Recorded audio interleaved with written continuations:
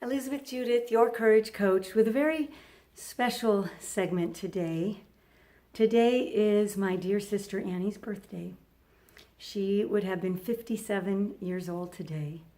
She transitioned very suddenly from a brain aneurysm a little over 6 years ago. And typically today is a day that I would be celebrating her life with a couple of her and my dearest friends, and often my mother. We'd go to lunch and we'd light a candle and there'd be pictures and we would just talk about Annie and our wonderful memories and how wonderful she was. And time passes, things change, life happens, and that didn't happen today. And change is just change.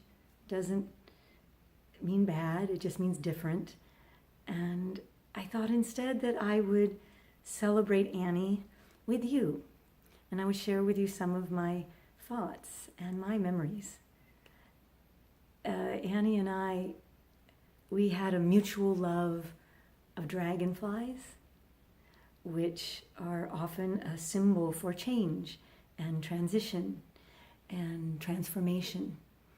And I've come to find that to be very ironic, since Annie's passing has taught me so much about change and how to accept it and even embrace it.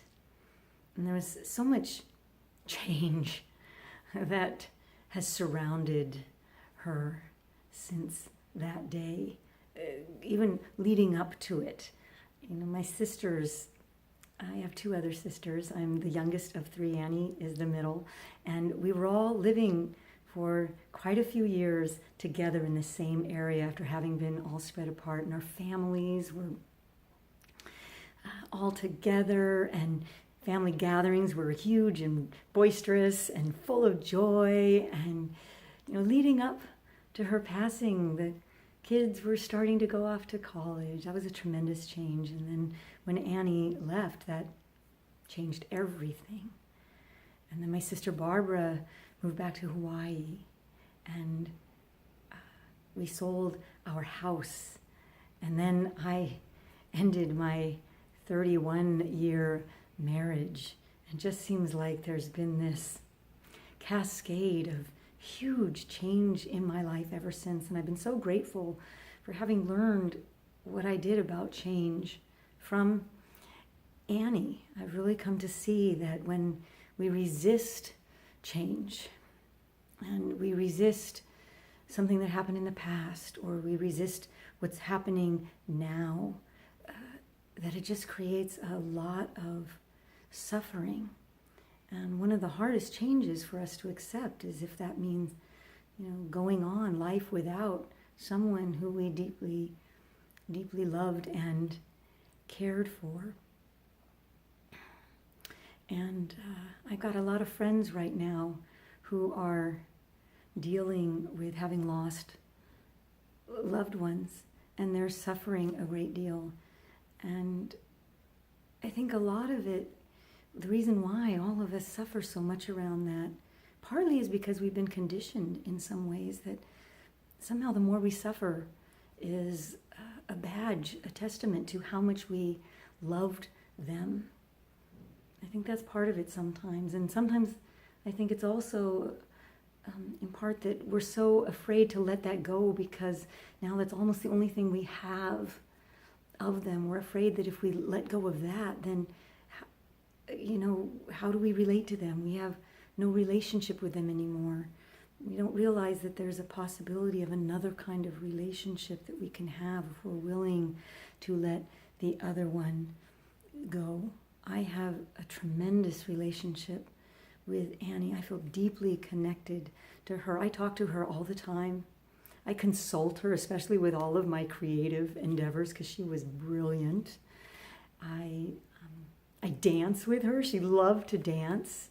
And I crank up the music and I just dance with Annie. And in those moments, I'm not dancing for Annie. I'm not dancing in remembrance of her. I truly feel connected with her in so many ways, I feel my relationship with her is deeper and more profound than even when she was still here in physical form.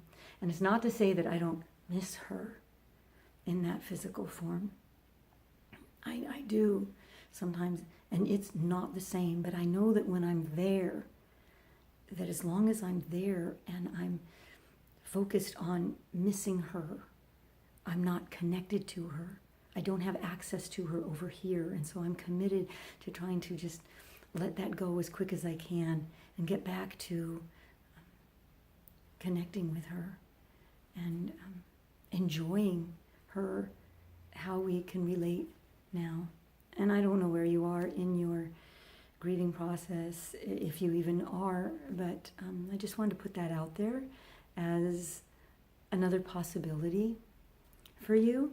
And I also wanted to share with you some of my stories and thoughts about Annie. Annie was and is such an amazing light. She was like the Pied Piper. I'm telling you, kids adored her. They flocked to her like, it was like a magnet. She loved them. She was so much fun, and they felt so seen by her. Children felt so special in her eyes, and they were. And she was so generous with her time and her money and her things. And everything she did was like 150%. She had so much energy. And if she was upset or angry, she was upset and angry. But when she loved like oh my gosh, she was a force. If she was your fan, a lot of people felt like they lost their greatest fan that day. She loved fiercely. And one of my favorite treasured memories with her was, this may go a little long, but I just indulge me. You can turn it off if you want, but I want to share my memories of Annie. We went to a movie premiere. I was involved in the local movie business. I think it was RoboDoc, and I knew a lot of people that were involved in the production. And we wound up meeting an acquaintance of mine. We had served on the board of the Florida Motion Picture and Television Association together, and he had been diagnosed with lung cancer.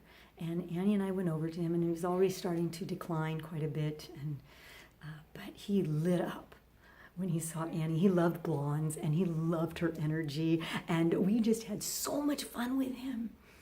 And so when a little while later we found out that he was now bedridden, and they expected him to only have maybe a month to live, Annie was the one. She suggested, she was like, let's go visit him. Let me go visit him. She knew he lived close. I had gone by his house and dropped off a care package already. He lived minutes from me, and Annie lived minutes from me.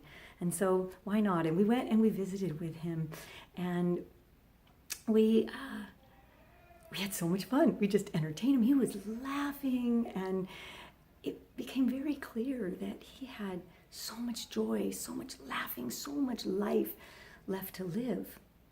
And during that time, even a couple of his good friends had come to visit, and they were having a harder time accepting that change. They had a much more closer relationship to him, and it was a much more somber feeling. And leave it to Annie, she saw that as an opportunity that we had a little bit more distance. We could offer that to him. And she's like, why don't we visit him every day? And that was Annie. I would have never thought of that. And so we did. Every day we went for like an hour and put on the Annie and Lizzie show, and we laughed, and he made us laugh. He was so funny. We really got to know him. We got to love him dearly, and the family as well. And it turned out that he lived months after they expected him to live. And there was hardly a day. I think we only missed a couple days in all of those months. And a few times one of us had to go if we both couldn't go, but every single day, we at least for an hour, the two of us went together and just joyfully played with each other and with Craig. And when he passed even, it was just the immediate family and Annie and I, excuse me, which was such an honor. It was such a privilege. And we knew it even in that moment that, this had started out as a gift for Craig. And we realized that this was just the most incredible gift to us. We would have never found the time to spend an hour every single day for months to play together like that. And after she was gone, let me tell you, wow, that was a gift. That was just the greatest, that was the gift of a lifetime. And, so just a little message from Annie today, that, when we give our gifts to other people, it's usually us that receive the greatest gifts in return. And just one other memory that I want to share with you was the last time that I spoke with her. It was right before Halloween, and she loved Halloween. She had all the decorations. She had the whole collection of costumes. If anybody needed a costume for Halloween, they went to Annie. And I was supposed to meet with her that night. I was going to, for a show, I needed a costume, and she would have spent just hours just helping me find the most amazing costume. She would have given me the costume she was excited to wear. Honestly, that's who she was. And she called me because she was tired and she wanted to reschedule. And so that was fine, we did that, but then we were getting off the phone. I don't remember who said it first, but we're like, okay, I gotta go, I love you. And she's like, I love you back. And they were like, oh, I love you, I love you back. And it got to be where neither one of us wanted to be the first one to get off the phone. We just kept saying, I love you, to where we finally, it was so funny. We just were laughing hysterically as we're saying, I love you. And then we managed to get off the phone. And that was the last time I spoke to her. And again, what a gift. What a gift that was. We didn't know at that time that was the last time we would speak to each other. And none of us usually get to know that. But how grateful I am that was the last time we connected in this physical lifetime together. And I just want to say that keep that in mind as we're talking with each other and life gets busy and all of that. Those are the times, those are the moments that really matter. And if you have some memory with someone you love that's past that wasn't perfect, that was just, you also got to let that go. If you can, just let it go. It's not about that. All that will keep you from this deeper connection that you can have with them now. A different relationship, but a profound and fulfilling one, all the same. And that's it. I know I might seem like I'm just babbling, but thank you for letting me share the beautiful light of my sister Annie and go out there and live with a courageous heart.